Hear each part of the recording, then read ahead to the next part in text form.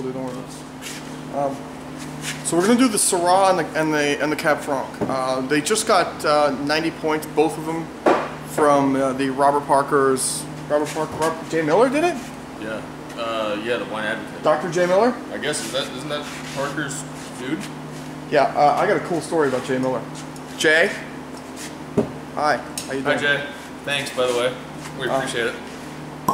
Jay, you'll recognize me. I used to sell wine to you when you were at Bin 604. Remember Tony Foreman's deal?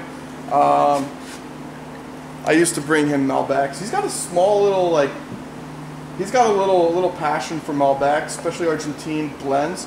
And I remember he loved a blend called Valle Escondido.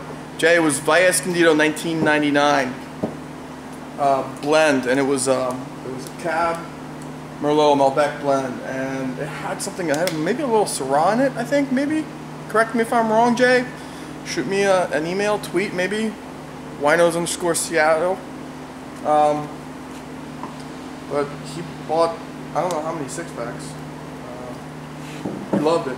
So anyway, I used to sell wine to Jay. Oh, nice. As a distributor. Wow. In Maryland. Wow.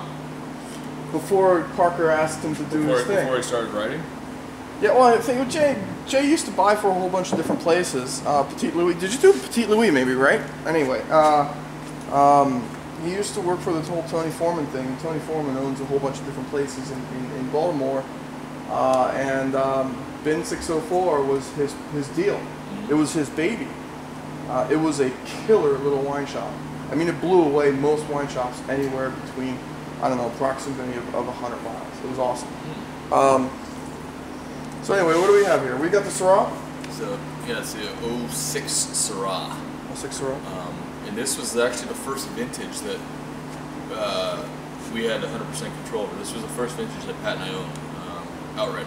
Spicy. Where we made all the decisions after our uncle had passed away. So really? Yeah. So it holds a little bit of a spot in the heart. So it's yeah, I bet it does. Yeah, no doubt. So this is I got spicy plum black cherry action. Yeah, I definitely get that. It's real rich. It's 100% Syrah, and it's 100% from the Copeland Vineyard, which is our estate vineyard. Okay. Which was planted in 2000. So it's in 06. It's right at 7 years old. So now it's what, 11 years old, I guess. 11 years old, yeah. Something like that. So it's just really, everything's really coming into its own. In 06, you could really taste how the vineyard just kind of made the turn. And this 06 vintage was where it really was, where it really made the turn. So this is 100% Syrah. We don't put a lot of oak on anything. Syrah is a prime example of that. It had maybe 35% new oak on it, was all. Some 1-year-old barrels, but not a lot. You know, I get just a real richness. Some I almost get a little kind of vanilla extract or something in there. Nutmeg. What's that? Nutmeg.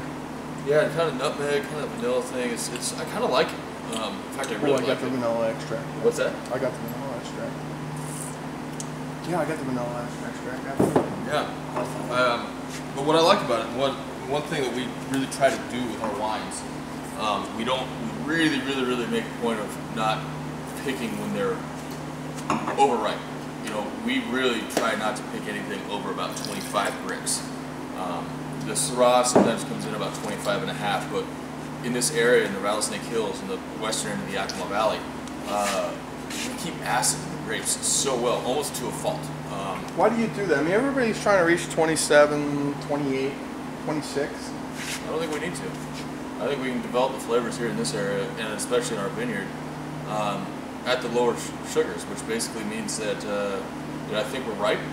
You know, we're not getting sweet. I think there's a huge difference between sweet and ripe. Now that's just my own personal opinion. No, that's totally fair. I think there's a difference between sweet and ripe. We try to go for ripe, and I think this area really develops good ripe fruit. You know, the acids kind of tend to hang on, so sometimes we're having to play the acid, you know, let them hang to let the acid kind of drop out a little bit. Wow. But, you know, we don't end up having to pick at real high sugars because we get the flavors. We don't have a lot, we don't really get any green flavors in any of our wines, even when we're picking at, say, 24, 25 bricks, right in that range. And it keeps the alcohol in check, which is nice. We don't have to do any we don't have to worry about it. Let's put it that way. All right, this wine, after about 45 seconds, is still in my mouth. Yeah. I'm literally taking my tongue and actually licking it off the back of my mouth. Yeah, it stays with you, and all of our wines are going to be like that. They tend to have a little bit of an acid vein that goes through there that I think is great because it makes them great with food, but they cellar fantastically as well. This is awesome. Yeah, it's really.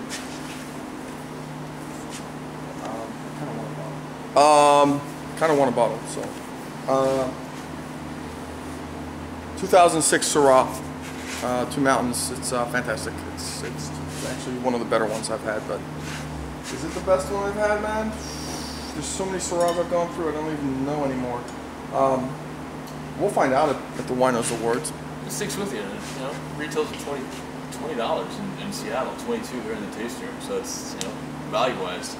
I'll take it all. It kind of fits what our what Two Mountains is all about. You know. True. We try to have fun and be value-based. We're gonna go to the next one. We're going right to the Cap Franc. Yeah. Let's do the Cap Franc. Okay, Cap Franc. There we go.